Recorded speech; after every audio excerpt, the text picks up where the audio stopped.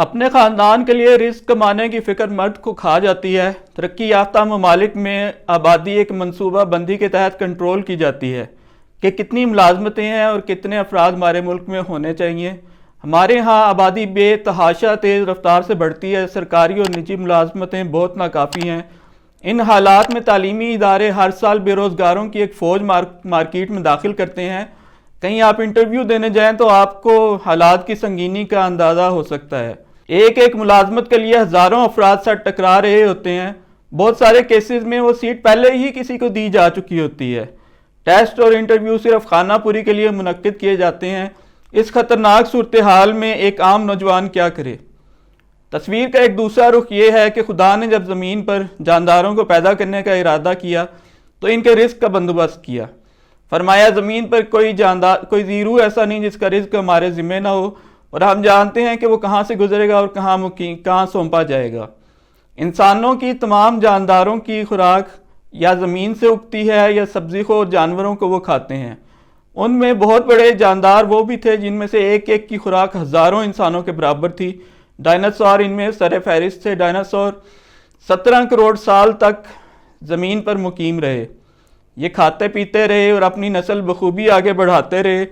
6.5 کروڑ سال پہلے زمین پر گرنے والے ایک دمدار ستارے سے ہونے والی فوری اور موسمیاتی تباہی کے نتیجے میں وہ ختم ہو گئے۔ بہرحال فاسلز کا ریکارڈ یہ بتاتا ہے کہ کم و بیش 17 کروڑ سال تک یہ بخوبی اپنی ضروریات پوری کرتے رہے۔ بلو ویل آج بھی زندہ ہے۔ 100 فٹ لمبی نیلی ویل ایک دن میں 4 کروڑ جھینگے کھا جاتی ہے۔ زمین پر مختلف جاندار ایک دوسرے پر منحصر ہیں۔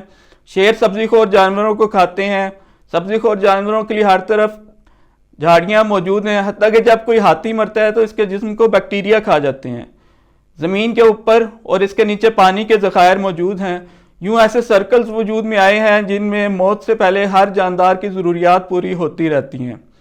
وہ کروڑوں سال تک اپنی نسل آگے بڑھاتے رہتے ہیں۔ بظاہر ایسا لگتا ہے کہ انسان اپنی عقل اور صلاحیت سے کام لے کر اپنی خوراک کا بندوبست کرتا ہے۔ اس کے برعکس جب آپ گلی میں نکلتے ہیں تو سامنے ایک بلی اور ایک کتیا بھی اپنے بچوں کے ہمراہ زندہ نظر آتی ہے۔ جانور کھاتے پیتے ہیں، جوان ہوتے ہیں، نسل بڑھاتے ہیں اور پھر مر جاتے ہیں۔ اگر آپ غور کریں تو یہی سارے کام انسان بھی کر رہا ہے۔ انسان اگر اپنی عقل سے رزق کما رہا ہوتا تو بے وقوفوں اور جانوروں کی نسلیں ختم ہو جاتی، لیکن ایسا نہیں ہوتا۔ انسان بھوک سے کم ہی مرتا ہے، اس کے برعکس بھوک سے مر جانے کا خوف اسے مار ڈالتا ہے۔ کل کیا ہوگا یہ ہم میں سے کوئی بھی نہیں جانتا۔ جس ادارے میں ہم کام کر رہے ہیں وہ باقی رہے گا یا نہیں، کہیں اور اچھی نوکری مل سکے گی یا نہیں۔ پھر جب آپ بال بچے دار ہو جاتے ہیں تو آپ کی اولاد میں سے ایک ذہین فتین ہو اور دوسرا سادہ مزاج، تو آپ سوچنے لگتے ہیں کہ جو بیٹا کم عقل ہے اس کا کیا بنے گا۔ بہت سے لوگ اس طرح سے رزق حاصل کرنے کی کوشش بھی نہیں کرتے جیسی کہ کرنی چاہیے۔ نوکریوں کے حوالے سے صورتحال اگر سنگین ہے تو کیا ہاتھ پہ ہاتھ رکھ کر بیٹھ جانا چاہیے؟ آپ اپنی سمت تبدیل کر کے کچھ ہاتھ پاؤں تو ماریے، شاید کوئی حل نکل آئے۔ آپ غور کرتے رہیں اور جو آپ کو سمجھ آتا ہے اس کے مطابق کوشش کرتے رہیں۔